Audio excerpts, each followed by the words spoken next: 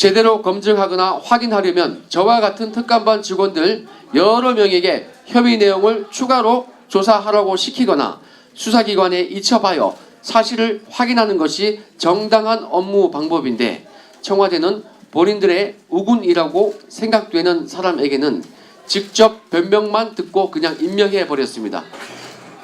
이러한 행태는 박형철 비서관도 마찬가지입니다. 자신과 친한 모 검찰 간부에 대한 감찰 보고서를 보고받았으면 저나 다른 특감반원들에게 확인시키거나 검찰에 이첩시켜 확인하면 될 것입니다. 그러나 비서관은 저에게 특감반장을 통하여 자신이 직접 전화해서 확인했다며 문제없으니 신경 끄라고 말했습니다. 이번 손혜원 의원의 사건도 마찬가지입니다. 민주당에서는 손혜원 의원에 대해서는 문제없다고 말합니다. 공정하게 일을 처리할 마음이 있다면 손혜원 의원의 말만 듣고 그대로 믿어주기보다는 공정한 방법으로 정밀 조사를 하는 것이 맞습니다. 저와 같은 약자에게는 엄정한 잣대로 처벌하고 자신들의 잘못은 감싸주는 행태가 반복되고 있습니다. 우리에게는 사찰 DNA가 없다는 발언, 그런 발언은 자신들은 절대로 잘못이 없다는 교만함에서 비롯된다고 생각합니다.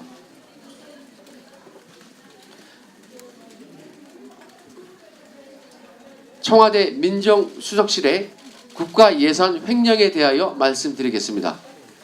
2017년 7월 특감반 창설 직후 반부패 비서관은 이인걸 특감반장과 함께 특감반원들의 활동비 지원에 대하여 의논하였습니다. 특감반원들은 매일 외근 활동을 하며 출장을 다니기 때문에 활동비를 출장비 명목으로 매월 100만 원 상당을 각 개인의 계좌로 송금해 주었고, 특활비 또는 특정 업무 경비로 기억되는데요. 현금 40만 원을 봉투에 넣어서 직접 개인별로 지급하였습니다. 그런데 특감반 구성원 중 내근만 전담하는 직원은 외근을 하지 않습니다. 그럼에도 불구하고 내근 직원에게도 허위 출장 신청서를 작성하는 방법으로 출장비를 지급했습니다. 그로 인하여 특감반 데스크 김태곤 사무관은 내근 전담임에도 출장비를 개인 계좌로 지급받았습니다. 그런 직원이 특감반 내에 한 명 더 있을 수도 있습니다. 16개월 동안 그 한 명이 받은 출장비는 최소 1,500, 1,600 정도 될 것입니다. 만약에 2명이라면 3천만 원이 넘어갈 것입니다. 국민 세금을 허위로 수령한 것입니다. 반부패 비서관실과 민정수석실은 국가 예산을 허위로 집행한 것이어서 실정법을 위반한 것입니다. 출장비 신청서를 허위로 작성하였으니 공문서 위조 및 동행사에도 해당될 것입니다. 출장비는 반부패 비서관실이 총무비서관실에 신청하는 것이므로 박형철 비서관이 응당 책임을 져야 할 것입니다. 특감반 김태곤 사무관의 허위 출장비 수령은 청와대와 특감반원의 계좌 거래 내역 등의 자료가 남아있으니 이를 감추지 못할 것입니다. 이에 대하여 반부패 비서관과 민정수석은 법적 도의적 책임을 져야 할 것입니다. 그리고 청와대 민정수석실 등 다른 비서관실에서도 비슷한 방법의 불법 사항이 있는지 확인할 필요가 있다고 생각됩니다. 다음 휴대폰 불법 감찰에 대하여 말씀드리겠습니다. 헌법과 형사소송법에 의거 압수수색을 할 때에는 영장에 의하도록 되어 있습니다. 그런데 청와대는 감찰 대상자가 아무리 공무원이라지만 영장도 없이 휴대폰을 제출하라면서 동의서를 쓸 것을 강요하였습니다.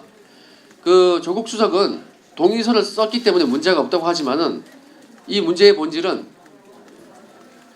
동의서를 쓸 것을 강요한 것입니다. 자발적으로 진심으로 휴대폰을 제출한 사람이 있겠습니까? 청와대 특감반이라면서 몇 명이 우우 몰려가서 휴대폰 내세요, 동의서 쓰세요, 이렇게 하는데 이건 동의가 아니고 강요입니다. 강압입니다. 수사기관에서 피의자를 조사할 때에도 진술을 거부할 권리가 있고 진술 거부권을 행사하였다는 이유로 불이익을 받지 아니함을 고지합니다. 그러나 특감반이 공무원에게 동의서를 쓰게 하고 휴대폰을 수거할 당시에 동의서를 쓰지 않아도 된다는 내용을 고지한 사실이 한 번도 없습니다. 동의서를 쓰지 않아도 불이익을 받지 않는다, 고지한 적 없습니다. 그리고 휴대폰을 포렌식할 때 그 휴대폰 명의자가 참관할 수 있음을 고지한 사실이 한 번도 없습니다. 이것이 과연 임의성 있는 동의서에 의한 휴대폰 감찰인지 이해가 가지 않습니다. 이는 명백히 불법이며 공권력을 빙자한 폭력입니다. 수사기관이 강제 수사를 할 때에도 영장을 법관에게 청구하여 법관으로부터 수사와 관계없는 사생활 침해 등 본류에 어긋나는 부분은 일부 기각됩니다. 판사가 두 줄로 긋습니다.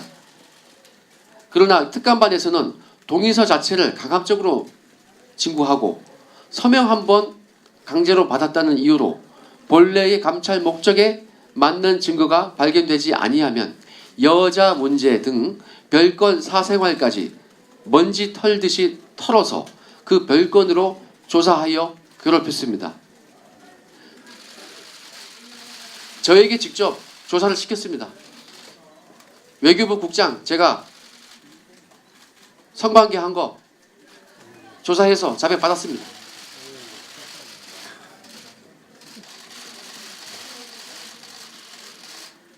저에게 그러한 일을 시켰습니다. 그러한 별건 여자 문제로 징계 조치까지 하였습니다. 그런데 이것도 형평성에 어긋납니다. 모 국장은, 잘 나가는 국장은 그냥 아프리카 인근의 대사로 정보 조치만 하고, 어떤 사람은 그 사람은 참여정부에서 일했기 때문에 아마 그런 조치를 받은 것 같습니다. 반면 박근혜 정부에서 일했던 같은 외교부 간부는, 모 심의관은 비슷한 문제로 징계까지 받았습니다. 똑같은 외교부 직원인데 잣대가 다릅니다. 예.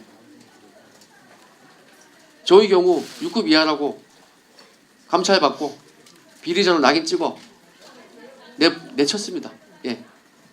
같은 잣대가 아닙니다.